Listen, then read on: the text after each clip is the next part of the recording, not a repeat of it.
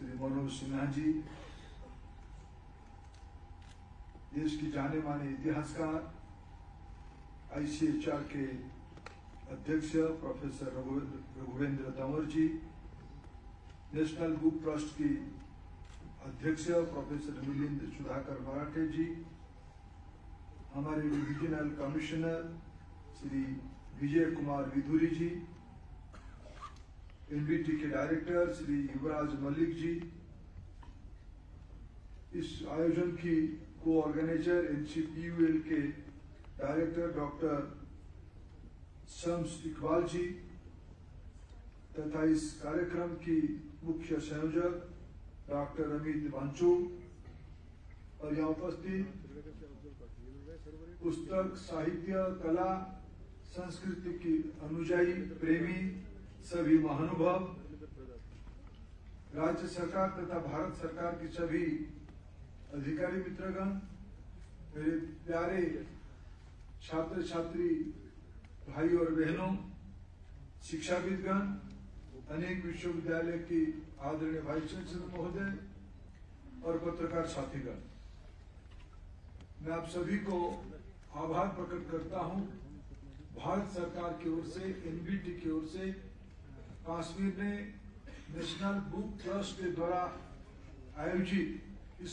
पुस्तक मेला को अपनाने के लिए, जिस उत्साह के साथ आप लोग यहाँ उपस्थित हुए हैं और हमें जो पिछले साल की आयोजन के बारे में बताया गया, लाखों की संख्या में विशेष करके कश्मीर की विद्यार्थियों ने एकजुट हुए और इस बार भी जिस प्रकार की कल्पना और आयोजन सोचा गया है, ये निश्चित रूप में और एक कदम आगे जाएगा। मैं उसको प्रारंभ में ही उद्घाटन करने के साथ शुभेच्छा देता हूं। मैं धन्यवाद देता हूं NBT को और विशेष करके अध्यक्ष श्री मराठे और इसकी युवा डायरेक्टर, उत्साही डायरेक्टर युवराज जी को। पिछले साल भी हमें उन्होंने निमंत्रित किया था, आपके पास आने का एक अवसर दिया था, लेकिन चुनाव आचार संहिता के कारण मैं स्वयं आ नहीं पाया, लेकिन आज मैं प्रत्यक्ष आया हूं। इस पवित्र धरती, भारतीय सभ्यता की एक आदि भूमि, एक पीठ, एक श्रद्धा के केंद्र, जिन्होंने भारत की अनेक मत पंथ व्यवस्था को, इस भूमि के पास वो इतना ही ताकत है। पूज्य शंकराचार्य जिस भूमि में आए थे, हजारों साल पहले इसी स्थान से उत्पन्न हुए एक भाषा, साहित्य, जो एक विराट रूप लिया, सादा लिपि यहीं से बनी थी। भारत के अंदर जब इस्लाम आया, उसके बाद इस्लाम जब घाटी में पहुंचा, श्रीनगर पहुंचा, यहाँ एक नया तत्व के रूप में जन्म लिया, सूफी के रूप में जन्म लिया। तो इस मिट्टी में कुछ ना कुछ ताकत है, जिसके कारण, जिसको साइंटिफिक टर्मिनोलॉजी में कहा जाए, एक सोशल लैबोरेटरी है, एक प्यूरिफायर है, एक मैग्नीफायर है, जो वर्तमान स्थिति को और प्राचुर्य करने में इस भूमि की DNA में है। मैं इस भूमि में आज इस द्वितीय संस्करण को उद्घाटन करते हुए बड़ा आनंद महसूस करता हूं। मैं आज के अवसर पे दो विषयों को उल्लेख करना चाहूंगा। प्रारंभ में जो किताब आज हमने कश्मीरी भाषा में अनुवादित पुस्तक का लोकार्पण किया, सदियों से कश्मीर, इसकी किताब की पिछले दिनों में इंग्लिश और हिंदी संस्करण की प्रोफेसर रघुवेंद्र तंवर जी की कृति को लोकार्पित किया गया था। आज ये शुभ अवसर था, मेरे भी इच्छा था, जब कश्मीर में चिनार बुक फेस्टिवल होगा, उसी मंच पे हम उसकी कश्मीरी भाषा की अनुवादन को लोकार्पण करें। मैं इसके लिए डॉक्टर रघुवेंद्र तंवर और ICHR और NBT को धन्यवाद देते हुए, जिन महानुभावों ने इसको अनुवाद किया, कश्मीरी भाषा की ज्ञाता श्री बेताब जी को मैं भी आभार प्रकट करता हूं, इस दुर्मूल्य संस्कृति को, साहित्य को लोगों की लोचन में लाने। मित्रों, इस पुस्तक मेला की अनेक आयाम रहेंगे। 2 से 10 तक चलने वाले 9 दिन की इस आयोजन, सांस्कृतिक आयोजन, इंटेलेक्चुअल इवेंट निश्चित रूप में इस बार भी कश्मीर की विद्वानों के अंदर, विशेष करके नई पीढ़ियों के अंदर, छात्र छात्राओं के अंदर एक नया उत्साह भरेगा, ये निस्संदेह मैं कह सकता हूँ। लेकिन कश्मीर को जानने के लिए, कश्मीर को अनुभव करने के लिए कश्मीर की सभ्यता के मूल तक जाना ही पड़ेगा। इस बार इस चिनार बुक फेस्टिवल में सार्थक सरणी करके एक विशेष एग्जीबिशन का आयोजन किया गया। शारदा लिपि की ऐतिहासिक पृष्ठभूमि के बारे में एक एग्जीबिशन के माध्यम में अनेक सहयोगी संगठन, जिनकी नाम मैं यहाँ लेना उचित मानता हूँ, नित्यानंद शास्त्री कश्मीर रिसर्च इंस्टीट्यूट नई दिल्ली, पनियारा कश्मीर रिसर्च फाउंडेशन, अंश पब्लिकेशन एंड डिस्ट्रीब्यूटर्स नई दिल्ली, ये सब लोगों को मैं धन्यवाद देता हूँ इस पुस्तक, इस एग्जीबिशन को यहाँ उपस्थापित करने के लिए। मित्रों, कभी कभी मैं सोचता हूँ हमारे चित्तमानस में एक निहित योजना के तहत हमारी इस पवित्र भूमि की छवि को कैसे ही बनाया गया। और जब भी मैं इस सभागार में आया हूं, ये मेरा दूसरी बार आने का सौभाग्य है। मैं जब देश की पेट्रोलियम विभाग की दायित्व में था, तब भी मैं इसी पवित्र भूमि में आया था और श्रीनगर में प्रधानमंत्री उज्ज्वला योजना का लोकार्पण इसी सभागार में किया। आज तब से आज की जो मेरा अनुभव है, पानी इस बीच में अनेक नदियों में प्रवाहित हुआ है, लेकिन इस बीच में मेरा जो अनुभव है, कश्मीर को जब जब मौका मिला, जम्मू कश्मीर को जब जब अवसर मिला, उन्होंने अपने को संभालते हुए दुनिया को प्रभावित करने का अपना पराकाष्ठा दिखाई। ये पुस्तक में ना आज की परिस्थिति में कश्मीर के बारे में जो भी कोई कुछ कहे, लेकिन ये पुस्तक में ना इसके अंदर उत्साह और इसके अंदर उपस्थिति और आप सभी की यहाँ मौजूदगी एक नई इतिहास रचना करेगा, ये मैं निसंदेह कह सकता हूँ। कश्मीर की समस्या की समाधान बंदूक में नहीं है, लाठियों में नहीं है, कलम में। कश्मीर समाज एक पढ़ने लिखने वाला समाज है। जम्मू की वीरता एक बड़ी विरासत है, यह अपने आप में हो जाती है। आज माननीय प्रधानमंत्री नरेंद्र मोदी जी राष्ट्रीय शिक्षा नीति 2020 को देश भर में बड़े तेजी के साथ क्रियान्वयन कर रहे हैं। मैं आदरणीय लेफ्टिनेंट गवर्नर साहब का आभार प्रकट करता हूं। पिछले कई वर्षों से जम्मू कश्मीर में अनेक काम हुए, लेकिन उसमें से कोई प्रमुख काम उसमें गिनाया जाएगा तो कश्मीर की, जम्मू की प्राथमिक शिक्षा से लेकर हाई एंड रिसर्च के काम पे जम्मू कश्मीर अग्रणी इलाका के रूप में आज उभर रहा है। ये एनईपी का एक सबसे बड़ा उपलब्धि है। इन्हीं दिनों में एक प्रमुख काम किया गया है। माननीय प्रधानमंत्री जी ने कहा है भारत की सभी भाषा राष्ट्रीय भाषा है, वो कश्मीरी हो या मलयालम हो, वो तमिल हो या ओहमिया हो, भारत की सभी भाषा राष्ट्रीय भाषा है। मैं श्रीनगर की इस पवित्र धरती के इस हॉल के अंदर कहते जा रहा हूँ। अभी हम लोगों ने देखा ई पुस्तकालय के माध्यम से तमिलनाडु की बच्चों ने कैसे कश्मीरी भाषा को सीखने की स्पर्धा में सम्मानित हुए। अभी उसका हमने अनुभव किया। मित्रों, भारत सरकार प्रयास कर रही है भारत की सभी भाषा को राष्ट्रीय भाषा मानते हुए कश्मीर के बच्चे ओहमिया भाषा सीखे, कश्मीर के बच्चे तमिल भाषा सीखे, तमिलनाडु के बच्चे कश्मीरी भाषा सीखे, डोगरी भाषा सीखे।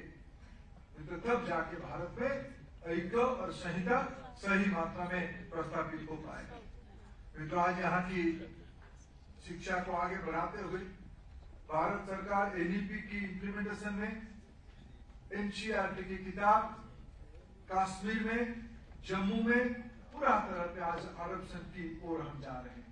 स्थानीय इतिहास को, स्थानीय कथा कहानी उदाहरण के अलावा विज्ञान, गणित और समाज विज्ञान में सर्वभारतीय स्तर की शिक्षा व्यवस्था जम्मू कश्मीर में भी हो और विशेष करके सीबीएसई की बोर्ड की महत्व बढ़े।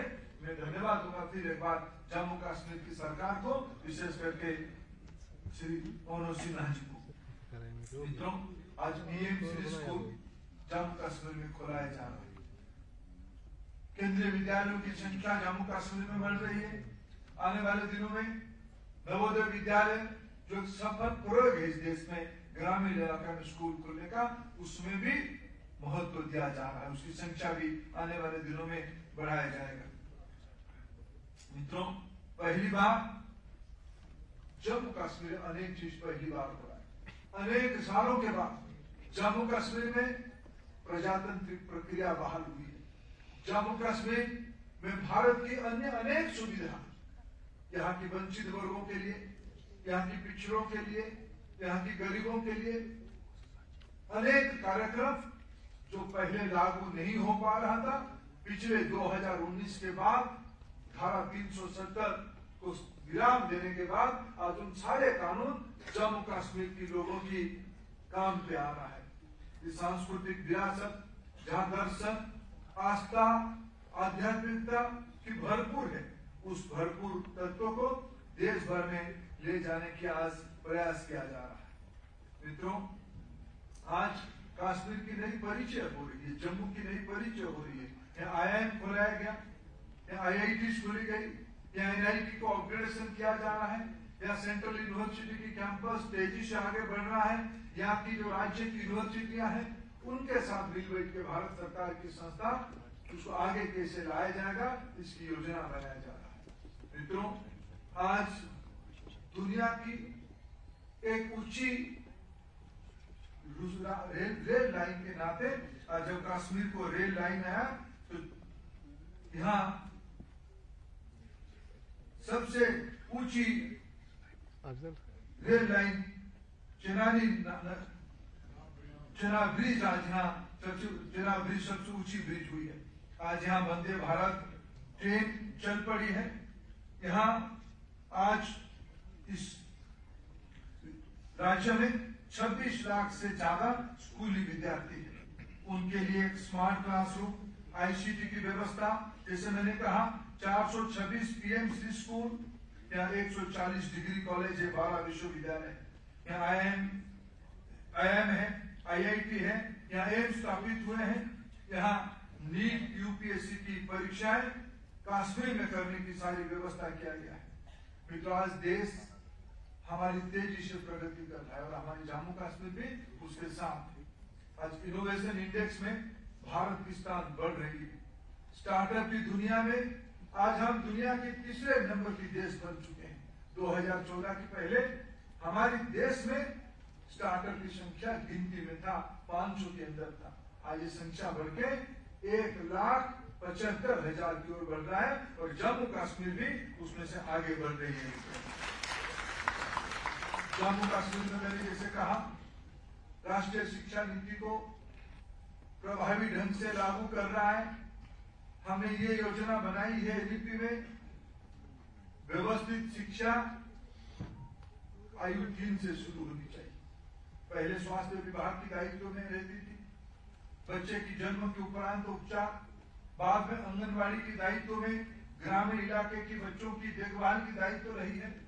लेकिन अभी राष्ट्रीय शिक्षा नीति के तहत आयु 3 से आगे एक फॉर्मल एजुकेशन सिस्टम पे बच्चों को जोड़ने की योजना बनाई गई है। मैं अत्यंत प्रसन्नता के साथ यहाँ कहूँ, इसमें जम्मू कश्मीर सबसे एक अग्रणी राज्य के रूप में अपना दायित्व निभा रहा है। बच्चों को प्रारंभिक अवस्था में अपनी मातृभाषा में पढ़ाने के लिए, वो कश्मीरी हो, उर्दू हो, डोगरी हो, या पड़ोस में लद्दाखी हो, हिंदी हो, पंजाबी हो या अन्य कोई भाषा में पढ़ने की व्यवस्था यहाँ किया जा रहा है।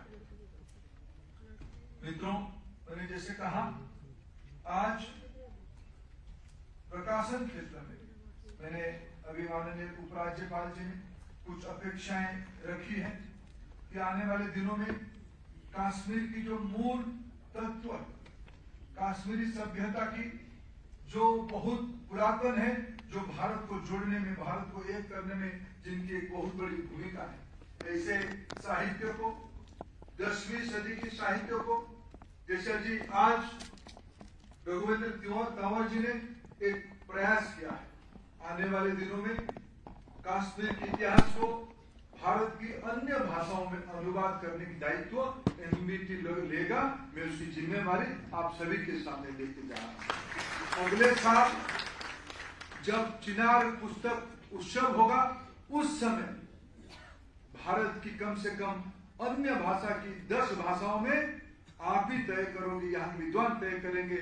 उपराज्यपाल जी की मार्गदर्शन में हम कम से कम 10 पुस्तकों को कश्मीरी भाषा में, डोगरी भाषा में अनुवादित करके लोकार्पित करेंगे। ये हमारी जिम्मेवारी लेना चाहते हैं। तो धीरे धीरे चिनार बुक फेस्टिवल एक स्थायी रूप ले, ये भी एनबीटी की दायित्व बने। मैं आज एनबीटी को दायित्व देके जा रहा हूँ, चिनार बुक फेस्टिवल को और भव्य कराए और उसको स्थायी रूप में आयोजन किया जाए, उसकी जिम्मेवारी लेनी चाहिए। जम्मू में भी उसकी एक संस्करण हो, जम्मू एडिशन हो, ये हमारी दायित्व रहना चाहिए। मित्रों, भारत सरकार जैसे सभी का मान्यता है, पुस्तक हम लोगों की जीवन की साथी है। बिना पुस्तक हम लोगों की आगे को देखने की प्रयास अधूरी रहती है। मित्रों, पुस्तक हमारी अभिन्न अंग है।